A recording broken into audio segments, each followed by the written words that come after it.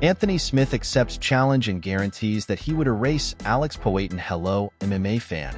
Subscribe to the channel and like the video. Thank you very much. Anthony Smith says he will gladly accept Alex Poatan's money and will finish him if the UFC manages to organize the challenge. Light heavyweight champion Anthony Smith scored a surprising victory over Vitor Petrino with a first-round submission in the main fight of the UFC event.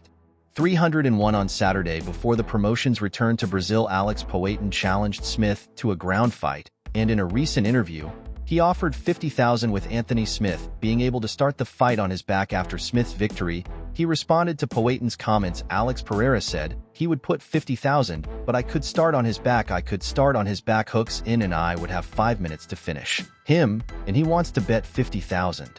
In this, I will accept your $50,000. I will take his money," said Smith at the press conference after the UFC 301 fight. "If I start on his back, I will erase him completely 100%. Anthony Smith entered the fight against the undefeated Vitor Petrino, coming off a defeat by interruption for Laurent Thierry, and having lost 3 of his last 4 fights. He also did so as one of the biggest underdogs on the card. Anthony Smith has received criticism from the MMA community for some past comments about Alex Poatan's abilities inside the octagon and promises he is only doing so from an analytical perspective and not talking trash. Smith was asked at Saturday night's press conference whether believed that Poatan's black belt was fraudulent because the 35-year-old fighter had asked members of the media in the past if they think that Poatan is a real black belt, which was said to Smith by a reporter being present. "I don't know what I meant when I said that, but I would never call someone's black belt fraudulent," explained Smith. "Maybe I meant I didn't. I know how I don't believe that Alex Pereira is probably a high-level black belt in jiu-jitsu. I don't think he's probably highly competitive as a professional grappler, but I would never call Gil's black belt is someone's fraud. He probably dedicated time to it, and if it's from Glover Teixeira, I have a hard time really discussing it too much. I think there are levels to black belts, but I would respect your black belt as well as from anyone else." Next news, shael Sonnen defends Jose Aldo skipping the line.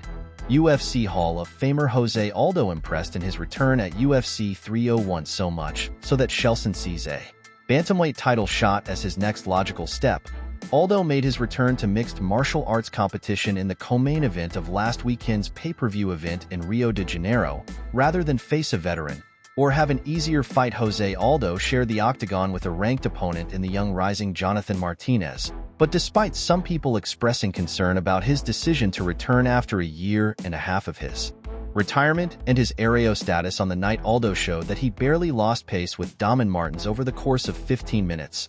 Although the Brazilian is now out of contract in the UFC and is expected to continue his MMA career on the sport's biggest stage after his impressive performance in Rio, if this comes to fruition, a former title challenger will see a problem with Jose Aldo jumping the queue. During a video recently posted on his YouTube channel, shael Sonen assessed Aldo's triumphant return in his home country and looked at what should be in the future of former featherweight champion Jose Aldo. "Was this what just happened? I'm going to ask for a title shot for Jose Aldo. Will you give it to me? Work? I understand this," said Sonen. "If Sean Mail goes on his podcast, start this immediately. I will get rid of Merab and go after Jose Aldo. There is a very possible chance that Aldo will go straight into a title fight now. We are also excited with the excitement, right? It's all new and it's fresh. I understand these things, but I can give you examples. Dan Henderson versus Michael Bishop," continued Sony. "You will find moments in history where an older guy came back and did something very impressive. High culture. Fedor Emelianenko STP Mioti is going through this right now, but these guys were fighters. I would love for you to give it to me."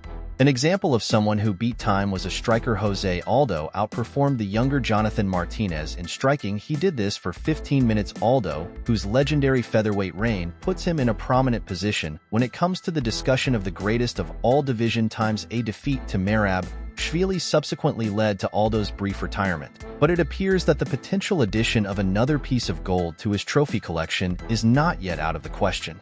Next news, Charles Oliveira turns down fighters' challenge. Charles Oliveira hopes to make a relatively quick comeback, returning in July or August after coming off his UFC 300 loss to Armand Sarian without significant injury or damage, although he has also put his name on the list as possible reserve fighter for UFC 303 main event between Conor McGregor vs.